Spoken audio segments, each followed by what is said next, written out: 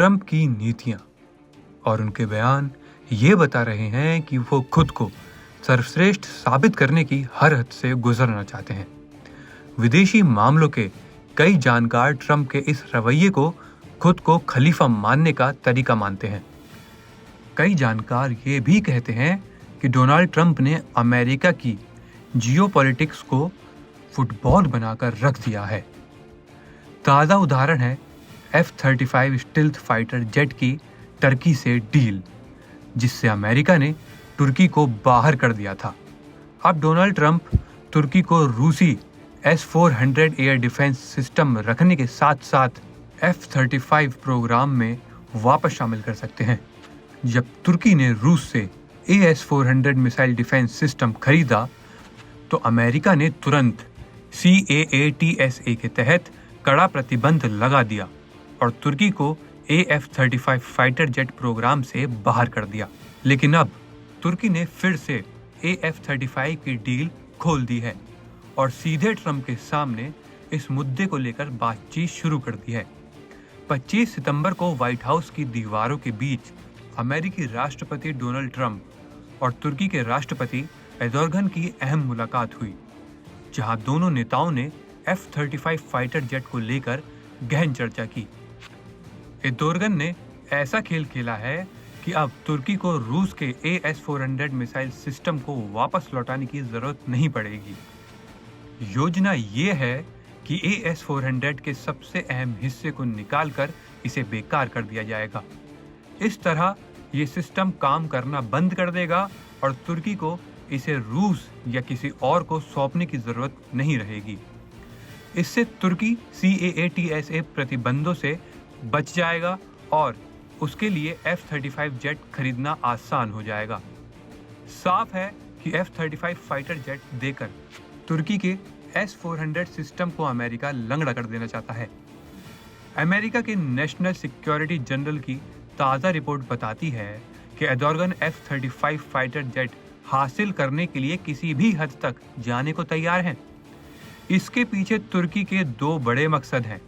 पहला, तुर्की अपना stealth fighter jet कान विकसित कर रहा है, जो F-35 की तकनीकी पर काफ़ी निर्भर है। इससे पहले कि CAATSA प्रतिबंध लगे, तुर्की ने नाटो के एक सदस्य के रूप में F-35 के कई हिस्से और उपकरण बनाए थे।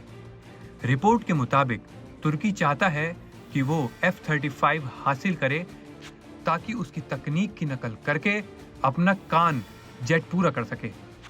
हालांकि कान अभी भी परीक्षण के दौर में है और इसमें इस्तेमाल होने वाला इंजन भी अमेरिकी है, जिस पर अमेरिका ने आपत्ति जताई है।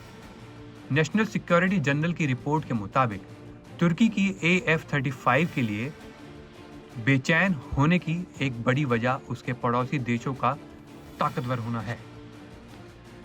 इजराइल तो लंबे समय से इस अमेरिकी स्टील्थ जेट का इस्तेमाल कर रहा है। वहीं ग्रीस भी अब AF-35 का गर्व से उपयोगकर्ता बन चुका है।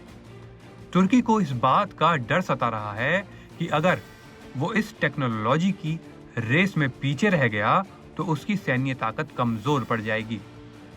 असल में अमेरिकी संसद ने CAATSA कानून बनाया था ताकि रूस, उत्तर कोरिया और ईरान जैसे देशों को सैन्य और आर्थिक दबाव में रखा जा सके। जब तुर्की ने रूस से S-400 मिसाइल सिस्टम खरीदा तो वो इसी कानून की चपेट में आ गया और उसका F-35 प्रोग्राम से बाहर होना तय हो गया। अमेरिका अब अगली पीढ़ी के F-47 जेट पर नजर टिकाए बैठा है, मगर F-35 बनाने वाली कंपनी की दुआओं और ऑर्डर बनाए रखने की चिंता ट्रंप पर दबाव बढ़ा रही है कि वे तुर्की को F-35 की मंजूरी दे दें। बात इतनी सरल नहीं। CAATSA प्रतिबंध हटाना सिर्फ राष्ट्रपति के एक ठीक ठाक फैसलों से नहीं हो सकता। इसके लिए कांग्रेस की हरी झंडी जरूरी है। S-400 पर छूट देना भी आसान नहीं है।